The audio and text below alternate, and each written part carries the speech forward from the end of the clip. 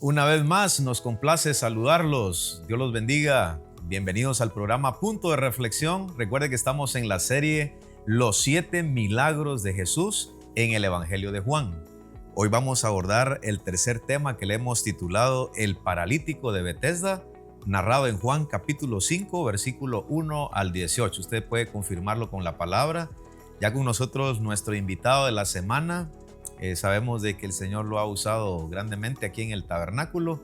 Él nos va a estar apoyando en este tercer tema, sacando principios prácticos para nuestra vida cristiana, nuestra vida familiar y de qué manera el Señor nos sigue hablando a través de la Escritura. Todos bienvenidos al programa Punto de Reflexión. Punto de Reflexión. Un tiempo de diálogo ameno con expertos bíblicos, hablando sobre temas actuales y aplicaciones prácticas, con el presentador Marvin Coronado.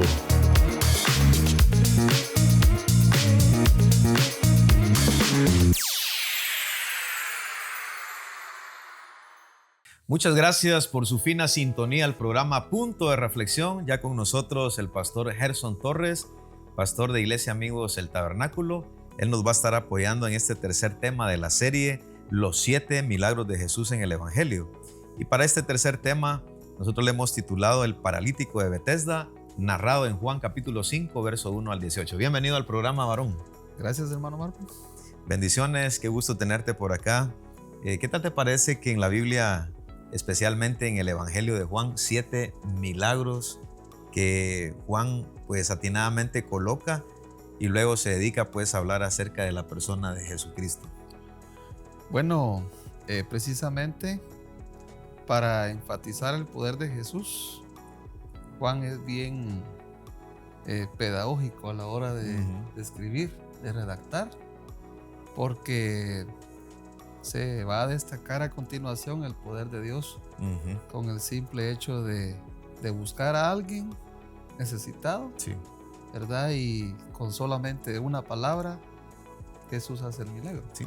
Y en este caso tenemos a un paralítico, no dice directamente la palabra, pero estaba postrado. Cuando el Señor hace el milagro, Él le dice, toma tu camilla, y era día de reposo. De ahí entonces el título inclusive en el capítulo 5, el paralítico de Betesda. Y le hemos denominado de esa manera porque él estaba postrado, 38 años enfermo, y había una creencia popular. Y es válido, Gerson, que traigamos a luz una creencia popular judía y cómo las creencias también de alguna manera se van apoderando de las culturas. Independientemente de donde nos encontremos, siempre la gente cuenta historias, creencias. No sé qué pensás con relación a este punto. Bueno, como decís, antiguamente había una creencia de que un ángel bajaba, ¿verdad?, del cielo y removía el agua del estanque, y precisamente si un enfermo entraba al estanque, entonces era curado. Era una creencia muy popular, como parte de la cultura de Israel en esa época. Y creo que Jesús, pues, en la fiesta, participando también como un judío, ¿verdad? Era una celebración importante para la nación, pero lo interesante es que Jesús deja la fiesta y se va precisamente al lugar donde había mucha creencia, donde había, diríamos, muchos mitos, ¿verdad? Muchas formas de pensar. Quizá habían enfermos de diferentes lugares y lugares muy lejanos. Algunos que quizá habían llegado a la fiesta aprovecharon para llevar a sus enfermos y colocarlos ahí. Solo estoy pensando, ¿va? Y leo donde está el texto, Juan 5:4, porque un ángel descendía de tiempo en tiempo al estanque y agitaba el agua, y el que primero descendía al estanque después del movimiento del agua quedaba sano de cualquier enfermedad que tuviese. Y había ahí un hombre que hacía 38 años que estaba enfermo. Y la Biblia nos menciona en el contexto. En estos yacía una multitud de enfermos, ciegos, cojos y paralíticos que esperaban el movimiento del agua. El lugar era el estanque de Betesda. Lo que mencionabas, Jerusalén era el centro político, religioso, civil, social de la nación de Israel. aprovechando la estadía por allí y las creencias, muchos enfermos, dice que muchos Claro que enfermos sí. yacían en el estanque de Bethesda. Sí, vemos claramente ahí la religión, ¿verdad, Ujú, Marvin? Porque el religioso siempre busca alternativas naturales, ujú, alternativas que no estamos diciendo de que algunos elementos son curativos. ujú. Te enfermas, te duele el cuerpo, algunos dicen vas a un balneario de aguas calientes y que eso es curativo y la gente Lo hace. actualmente también lo hace y en un momento Ujú. lo hemos hecho nosotros. Ujú. Elementos que favorecen la salud, no estamos diciendo de que no existe, ¿verdad? El punto acá es que Jesús va más allá de un interés natural, Ujú. más allá de lo que el cuerpo natural pide, sanar Sí. de un problema. Ujú, Él ujú. va y se enfoca en un problema más grande. Las creencias populares, voy a mencionar Ajá. una o dos. El niño hay que ponerle una pulsera con un hilo rojo para poder A una pulsera roja. una pulsera Ajá. rojita para ahuyentar que le hagan mal ojo, Sí. ¿verdad? A alguien le puede ser mal ojo. De hecho, hay criaturas recién nacidas que no dejan que nadie entre a la casa porque le pueden ser mal ojo. Y entonces creo que cosas así, en un cementerio yo me he encontrado con gente que dicen, ¿dónde va la cabeza del difunto? Sí, donde Ujú. sale el sol o a la ¿Dónde se caída del pone? sol, ¿dónde se pone? Y yo escuché a un cristiano, ¿verdad? Que dijo, miren, no le echen flores a la caja cuando está ya en la sepultura porque eso trae mal agüero. Hay personas que inclusive tienen alfileres en su ropa interior. Claro. He visto cruces de ocote abajo de la cama. Y lo popular, Gerson, poner una pata de conejo en el carro, una herradura o manojos de ajo en la entrada de la casa Ajá. y cosas populares. Bueno, algo así era la creencia. Y me estabas contando la historia de cómo es que nace esta creencia por el cual muchos enfermos llegaban por ahí y pareciera una competencia de enfermos porque el que está postrado y hacía 38 años en esa condición dice, es que otro se adelanta Ujú. y a mí no hay quien me meta. Entonces, Sí. Como te decía, las creencias nos llevan a inclinarnos, pues a apartarnos realmente de la fuente principal o la verdad misma, ¿verdad? Que es que Dios, siendo la verdad única y la poderosa, es el único que nos puede ayudar en toda situación. Pero la gente tiende más a enfocarse en una cura natural, como te decía. Ponen su fe, su confianza en esas cosas, en lugar de poner la confianza en Dios. Adonado a eso, mencionabas algunas cosas que hoy nuestras culturas también impulsan. Te faltó el hilito rojo en la frente. Cuando tienen hipo, los niños, ¿verdad? Les ponen un hilito. También algunos corren y le hacen una cruz de saliva. En la pierna, cuando se te duerme una canilla, por ejemplo, te hacen una cruz de saliva y ellos creen que eso efectúa algún poder y te vas a aliviar. ¿Y qué me decís de aquellos que, lo digo porque a mí me pasó, mi hijo está con fiebre, me dice, mire, que le pasen los huevos al niño. Y hay una señora allá en tal lugar, me dijo, esa tiene buena mano, usted me dijo, que le pasen los huevos, ¿no? Sí, pues sí. Entonces hay creencias de esa naturaleza, Gerson, pero interesante cómo también las creencias ya surgen en el primer siglo. Sí, yo creo que las creencias han estado Siempre. desde el inicio, ¿verdad? En toda la historia humana, las culturas siempre promueven ideas bastante raras y de alguna manera uno mismo, antes de conocer a Cristo, se vio envuelto en una situación. Exacto. Lo importante acá y lo que Juan quiere resaltar es que hay algo más importante que sanar y que curar, que es el alma. Y Jesús está enfocado precisamente en ese problema. Un problema que mantiene a la persona alejada de Dios. Sí. Si una persona está alejada de Dios, Marvin, ¿cómo va a ser el caminar? ¿Cómo va a ser el actuar? Sí.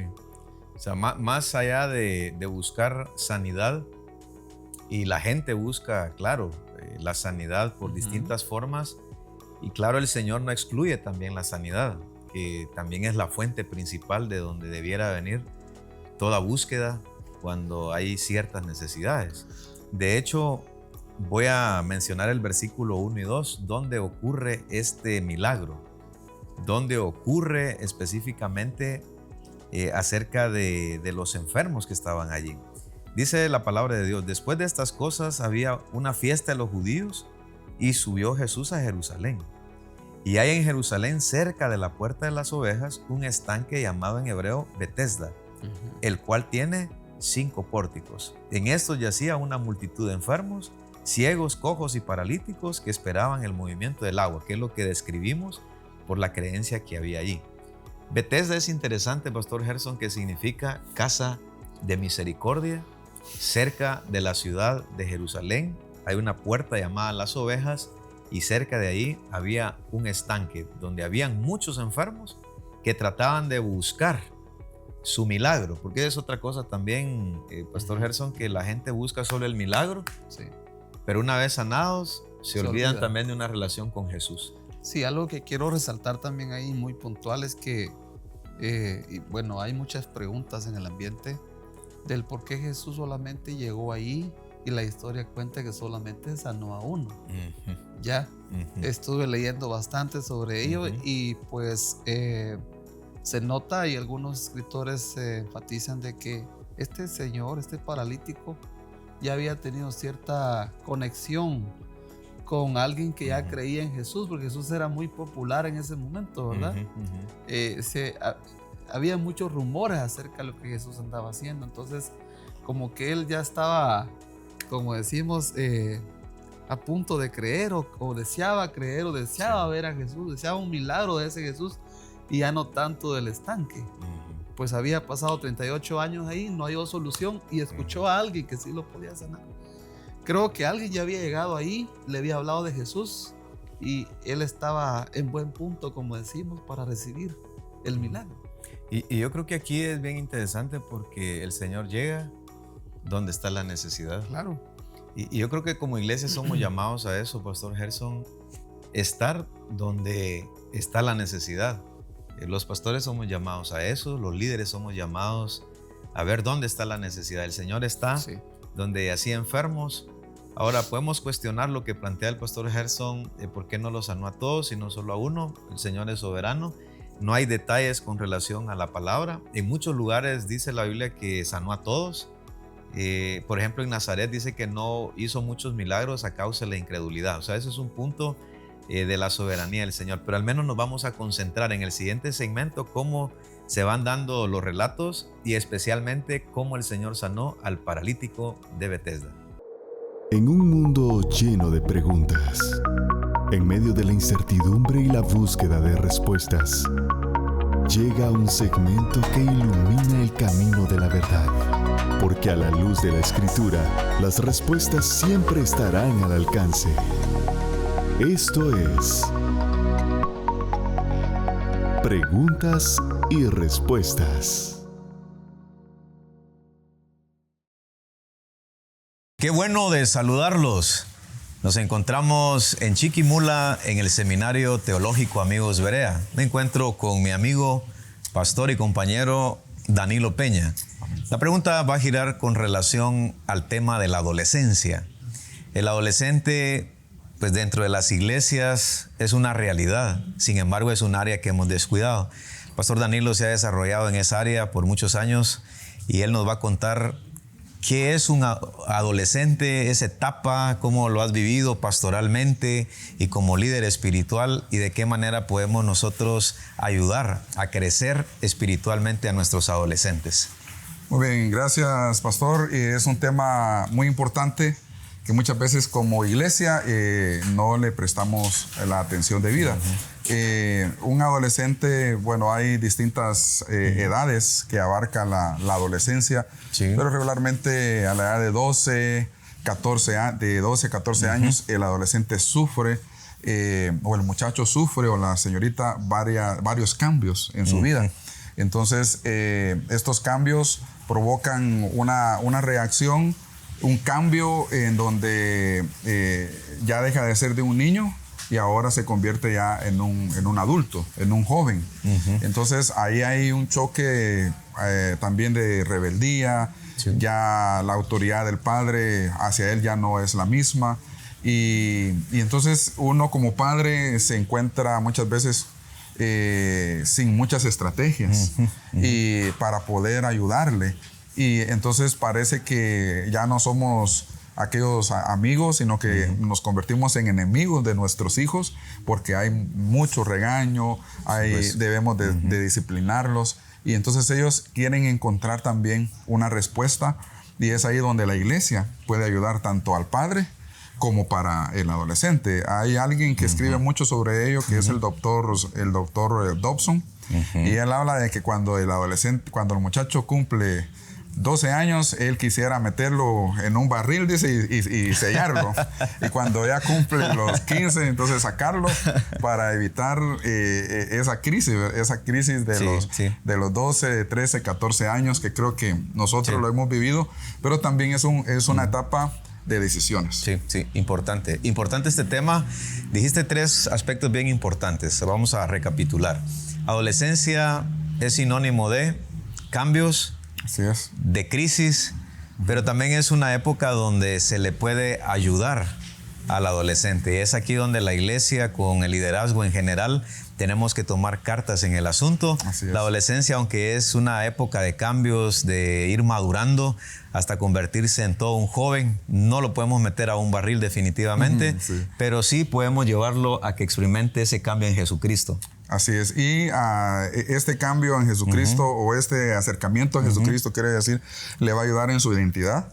Sí, perfecto. Le va a ayudar a tomar buenas decisiones, porque recordemos que muchos alcohólicos, muchos que empiezan con vicios, iniciaron en la edad de su adolescencia.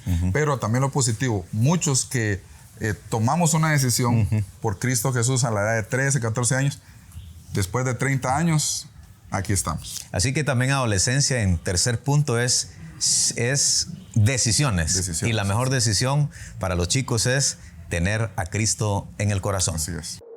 En un mundo lleno de preguntas, en medio de la incertidumbre y la búsqueda de respuestas, llega un segmento que ilumina el camino de la verdad. Porque a la luz de la Escritura, las respuestas siempre estarán al alcance. Esto es Preguntas y Respuestas. Dios los bendiga. Todos aquellos que se están incluyendo al programa Punto de Reflexión, estamos abordando la serie Los 7 Milagros de Jesús en el Evangelio de Juan, y muy particularmente con el pastor Gerson Torres estamos abordando el tema número 3, el paralítico de Betesda, narrado en Juan capítulo 5, verso 1 al 18. Decíamos que este milagro ocurrió en Betesda, en Jerusalén, cerca de la Puerta de las Ovejas. En una fiesta. En una fiesta.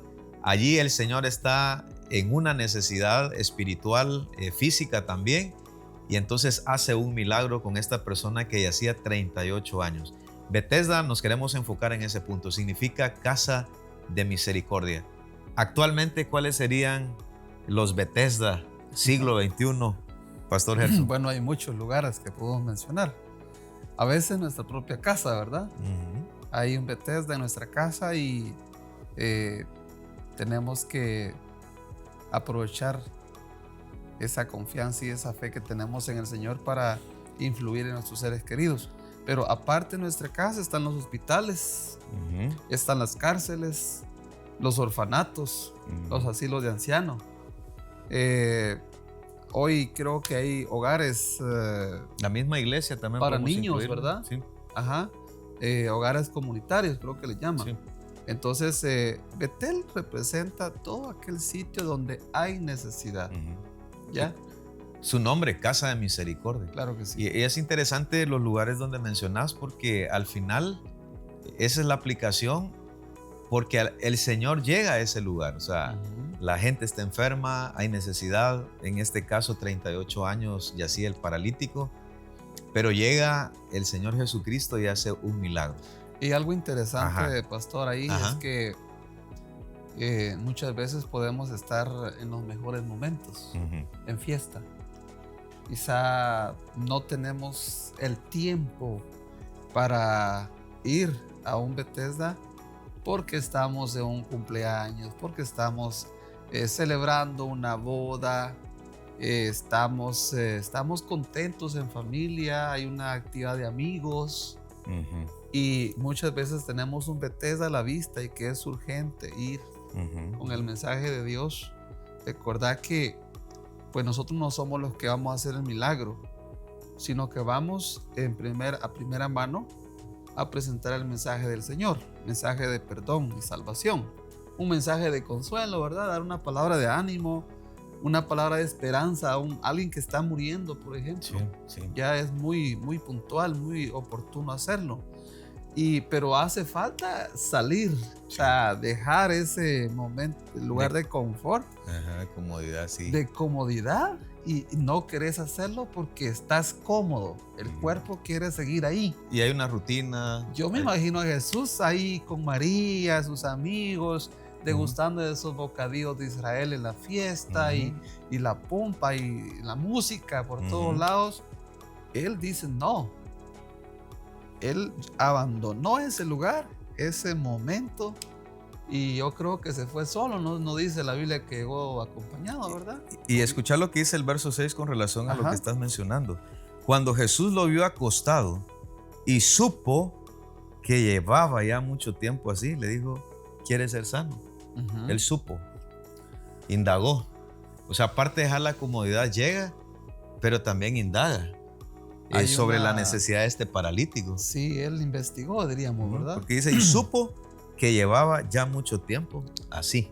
Claro que sí. Es por eso que yo te mencionaba en el segmento anterior, de que es probable que, lo que dicen algunos escritores, que ya el señor que estaba ahí postrado, ya tenía cierto conocimiento de quién lo visitaría, o ya había escuchado de él.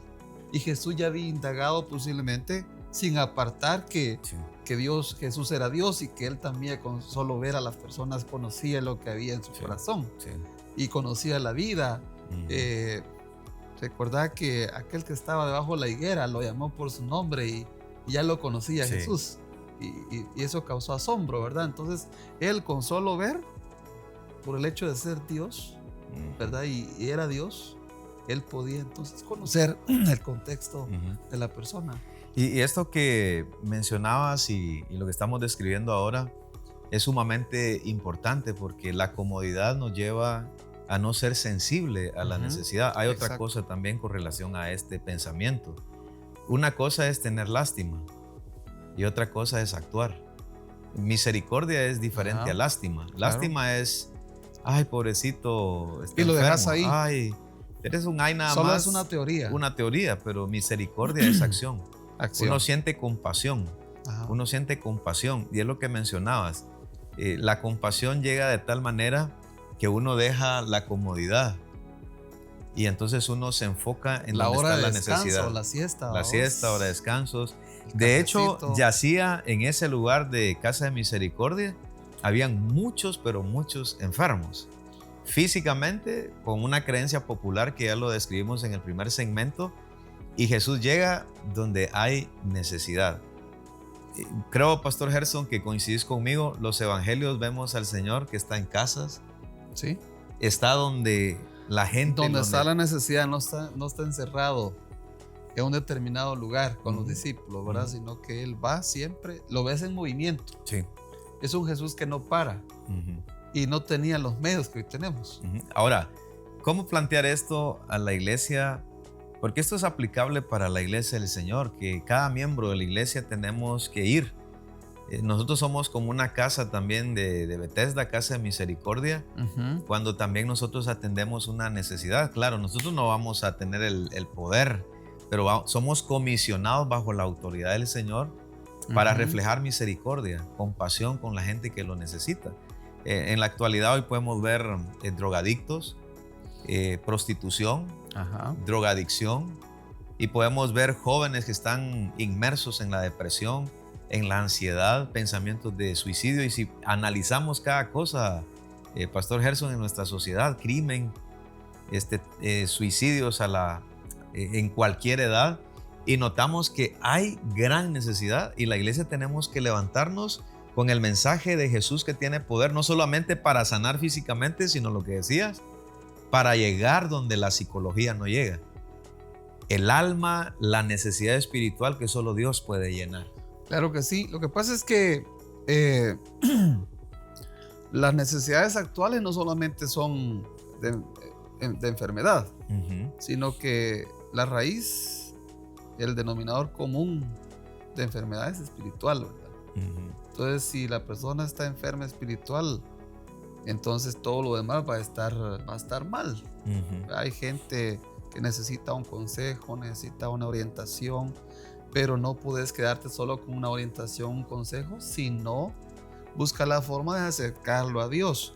¿Qué le dijo Jesús al paralítico cuando llegó y lo vio? ¿Lo tienes ahí? Sí, verso 6. Ajá. ¿Quieres ser sano? Muy bien. Pero recordad que Jesús, esa palabra, y Jesús no está pensando únicamente en sanarlo físicamente, sino que además nosotros, cuando vamos a visitar a alguien, ya sea por enfermedad o por alguna otra cuestión, no nos enfocamos primero allí, sino que tenemos que enfocarnos en la sanidad del alma. Sí, sí, perfecto. Porque una vez que el alma va a sanar y el alma va a ser salva, Dios en su misericordia puede dar otros regalos más. Sí. Te va a curar de un problema, de una enfermedad, salud mental, por ejemplo, incluso alguna enfermedad física. Dios va a orar, pero solo enfocarnos en que haga el milagro, creo que está incompleto el mensaje, ¿verdad? Y el versículo 7 cabal encaja con lo que mencionas sobre el pensamiento del paralítico, porque dice, Señor, le respondió el enfermo, no tengo quien me meta en el estanque cuando se agita el agua. Y entre tanto que yo voy, otro desciende antes que yo. Como que el Señor tenía piernas más ágiles, según él, ¿va? Sí. Que lo iba a meter al agua. O sea, él está pensando en el estanque, él está pensando en la creencia popular, cuando el Señor directamente, es lo que mencionabas, ¿va? Los enfoques que tenemos con el Señor, porque Jesucristo no es un Cristo milagrero nada más. No, Él es el Salvador y Señor, y quiere ser Salvador y Señor de tu vida. Claro que sí, qué importante es para nuestra audiencia recordar que tenemos que tener un buen enfoque o un buen concepto de Dios, que no podemos conceptualizar a Dios en su totalidad, pero por lo menos creer en el Dios de la Biblia, ¿verdad? Mencionaste ahí que pues, Dios no es un Dios bombero para la gente, no es un Dios que va a hacer lo que se te antoja. No podemos imaginarnos a un Dios como un gran hombre musculoso, tramado, como decimos, que me va a ayudar. Lo que pensaba este paralítico, ¿verdad? Sí. Tú vienes a ayudarme, por fin encontré a alguien, tú tienes fuerzas. Ver a Dios de esa manera, creo que Dios en su misericordia va a obrar en algún momento, pero el interés de Dios es más que eso.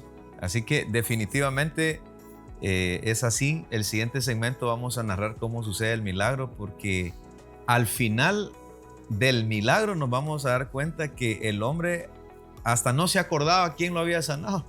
Él estaba tan alegre que había recibido sanidad, pero en el templo ahí vamos a notar las palabras que martían a este paralítico, que lo más importante también es el alma de esta persona, que por las palabras de Jesús sabemos de que también lo perdonó de sus pecados. Así es. Descubre, aprende, explora, sumérgete. Esto es Cápsulas de Reflexión.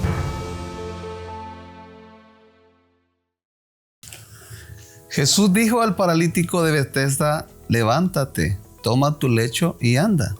Y este es un llamado a reflexionar sobre en qué lecho estamos o sufrimos una parálisis.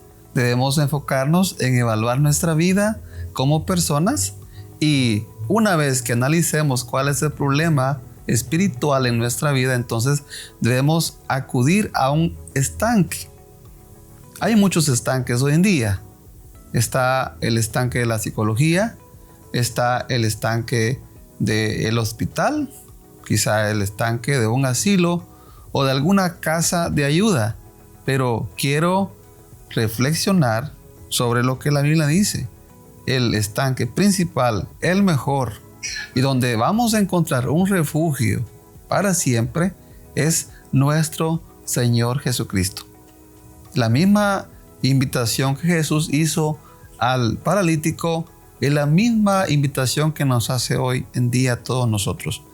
Él nos dice: levántate, toma tu lecho y anda. Él promete sanarnos de nuestra parálisis espiritual y Él nos instruye a caminar por la senda de la vida. Y no vamos solos. Él promete ir con nosotros siempre. Descubre, aprende, explora, sumérgete. Esto fue Cápsulas de Reflexión. Qué gusto saludarlos. Estamos en el programa Punto de Reflexión, abordando la serie Los 7 milagros de Jesús en el Evangelio de Juan. Y estamos hablando el tema número 3, el paralítico de Betesda. Según la Escritura, yacía 38 años en esa condición. En el segmento anterior nos fuimos diciendo de que este paralítico miraba al Señor como el que lo iba a chinear, porque él no podía correr. En la creencia de que el agua se agitaba, un ángel del cielo venía. Creencia cultural. Él estaba frustrado porque dice que otro se adelantaba. Y eso nos indica, Pastor Gerson, que posiblemente él, no sé si había escuchado o él de primera mano, con el movimiento del agua, tal vez por el viento, por alguna cuestión natural, brotó y un enfermo se tiró, pero no pasó nada, y la frustración emocional. Y de pronto está el Señor ahí, le dice: ¿quieres sanarte? Y yo, ¿quieres sanarte? Y él le dice: Señor, no hay quien me meta al agua primero. O sea, que miraba al Señor como alguien que lo podía llevar rápidamente cuando que el lo Señor podía mismo, auxiliar exacto, en una situación. Pero física. vemos aquí, Pastor Gerson, aquí queremos enfatizar del verso 10 en adelante, porque es ahí donde ocurre este milagro. Dice la palabra de Dios en Juan capítulo 5, verso 7 en adelante, ahí vamos a leer. Señor, le respondió el enfermo: no tengo quien me meta en el estanque cuando se agita el agua. Y entre tanto que yo voy, otro desciende antes que yo. Jesús le dijo de una vez: levántate, toma tu lecho y anda. Una instrucción clara. Clara, con autoridad. Con autoridad. Y luego dice: y al instante aquel hombre fue sanado y tomó su lecho y anduvo, y era día de reposo aquel día. Pero Pastor Gerson, enfoquémonos ahora en lo siguiente. ¿A dónde encontramos este paralítico según los versículos que narra la palabra de Dios? Bueno, se fue al templo, ¿verdad? Se fue al templo. Se fue al templo. ¿Y qué hacía en el templo? ¿Estaba pasivo? ¿Qué es lo que estaba haciendo? Glorificando a Dios. Glorificaba el nombre de Dios. El fruto de la salvación del alma es glorificar y adorar como primer paso, ¿verdad? Somos nosotros llamados primeramente a adorar y luego pues hacer el trabajo que tenemos que hacer como creyentes. Pero él está adorando allí. Son 38 años de que estaba enfermo, Pastor Gerson. Sí, 38 años. Yo quiero pensar de que estaba glorificando a Dios por el milagro físico, pero que había experimentado algo más que eso. Porque fíjate, pastor, que he conocido muchos enfermos también que pues nunca sanaron físicamente, y uno llega con la intención de animarlos, de ayudarlos, de orar por ellos, pero resulta que uno regresa más animado. Sí, es cierto. ¿Ya? Porque la sanidad del alma es la principal. Hay gente que si está sana de su alma, no está amargada, no está frustrada, hay paz y acepta las condiciones. Recordemos que aún la muerte para un cristiano resulta ser un premio. Sí. Es ganancia. Es la entrada. Y con lo que mencionaste, el verso 14 lo deja bien claro.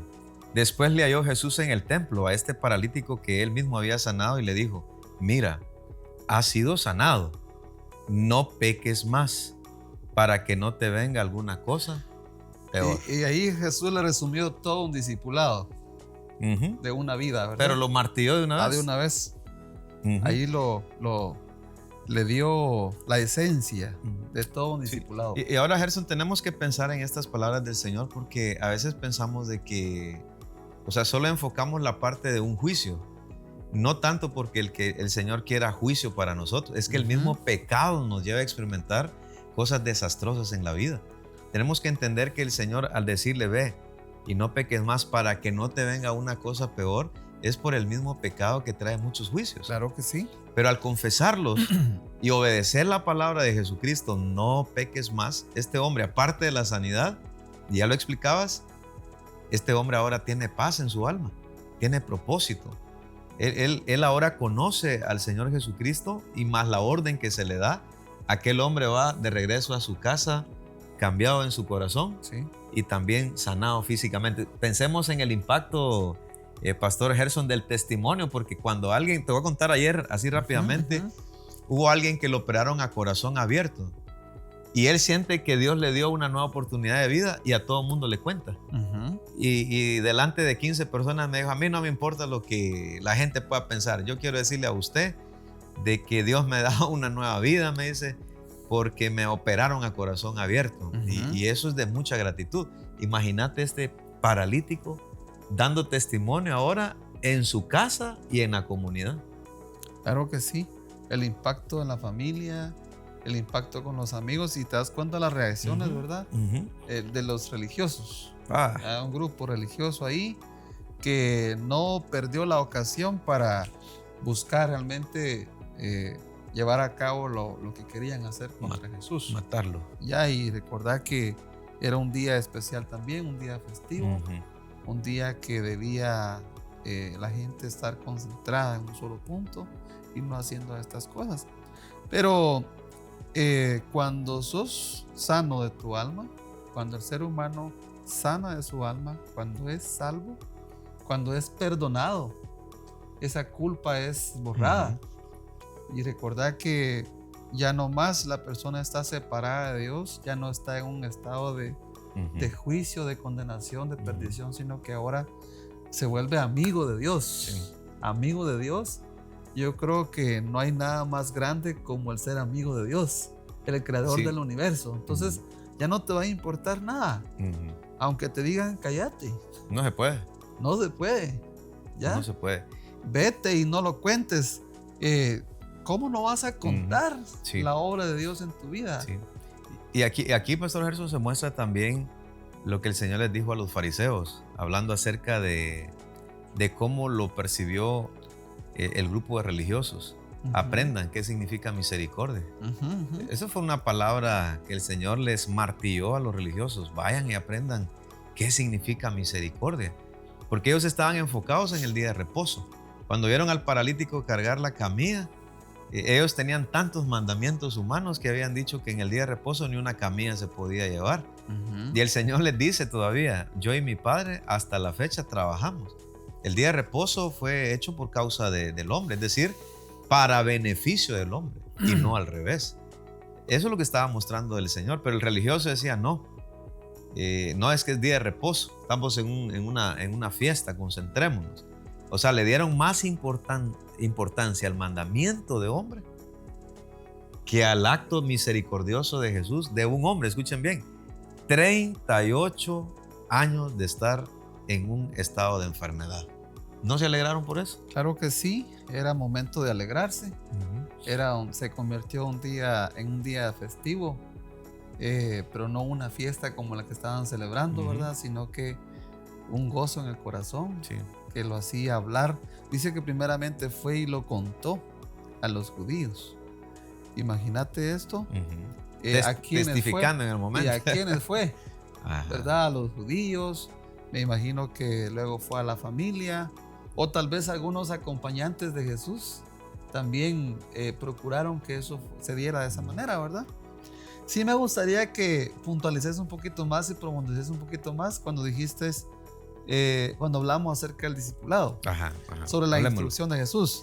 Vete y no peques más. ¿Para qué? Para que no te venga alguna cosa peor. Es que estaba reflexionando lo que había dicho, y es que cuando el pecado entró en el mundo, imaginemos todo lo que pasó. Hizo desastres. Podríamos enumerarlas. Sí. La muerte. La enfermedad. Los divorcios inclusive, que es producto de ese efecto colateral. el suicidio, Ajá. ¿ya?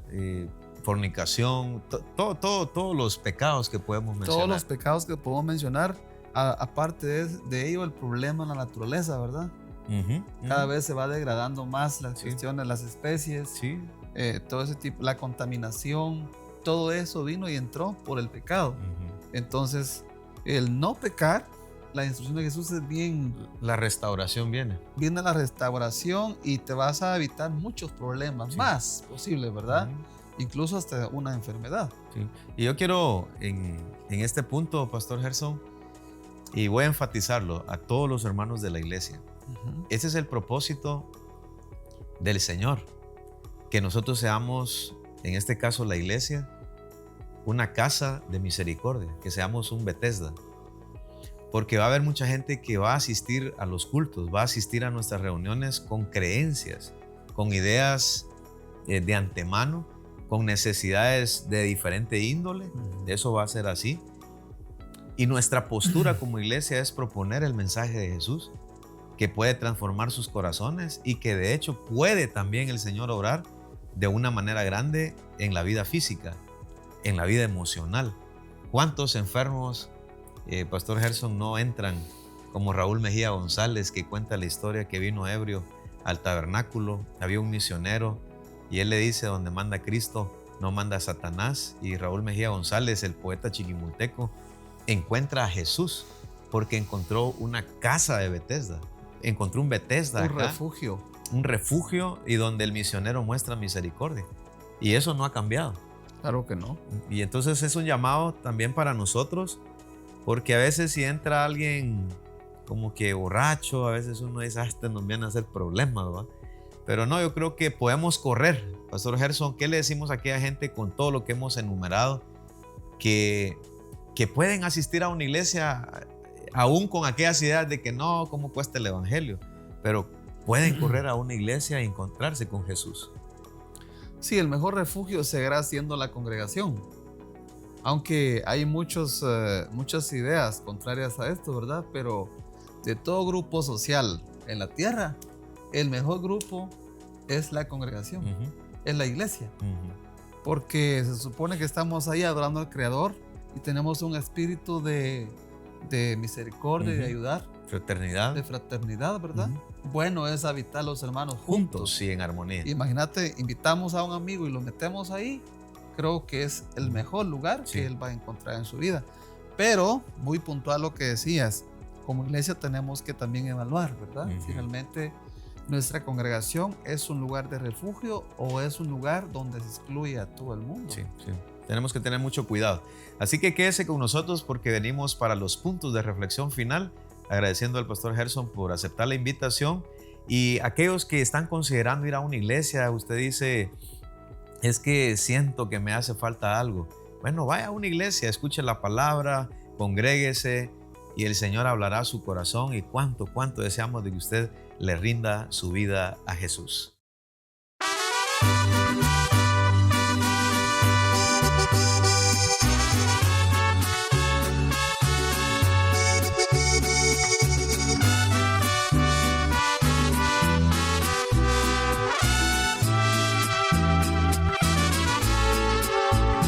¿Cuántos han pensado huir en el proceso? Nos olvidamos de aquel que dependemos. Comenzamos a confiar en nuestras fuerzas, ignorando al que ha pagado nuestras deudas. ¿Cuántas veces has sentido que no puedes? Que son más las cosas malas que suceden. Aprendemos a fijar nuestra mirada cuando vemos que no es como se esperaba, porque su plan y también su tiempo es perseverar, aunque parezca lento. Si Dios te lleva al desierto, es muy cierto que aunque te duela no te solo en Él debes confiar. Eso te quiere enseñar. No retrocedas retrocedas, tan solo recuerda ese camino y cuál es su final y quién te vino a encontrar. Su amor debes valorar. Si te parece fuerte el sufrimiento, mira la cruz. Mira a Jesús que murió para que vivas tú.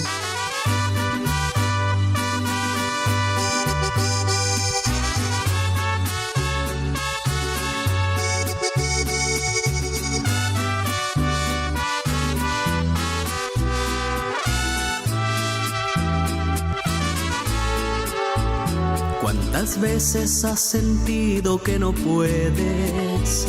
Que son más las cosas malas que suceden. No aprendemos a fijar nuestra mirada cuando vemos que no es como se esperaba, porque su plan y también su tiempo es perseverar, aunque parezca lento. Si Dios te lleva al desierto, es muy cierto que aunque te duela no te dejará. Solo en Él debes confiar. Eso te quiere enseñar. No retrocedas, tan solo recuerda ese camino y cuál es su final y quién te vino a encontrar. Su amor debes valorar. Si te parece fuerte el sufrimiento, mira la cruz. Mira a Jesús que murió para que vivas tú.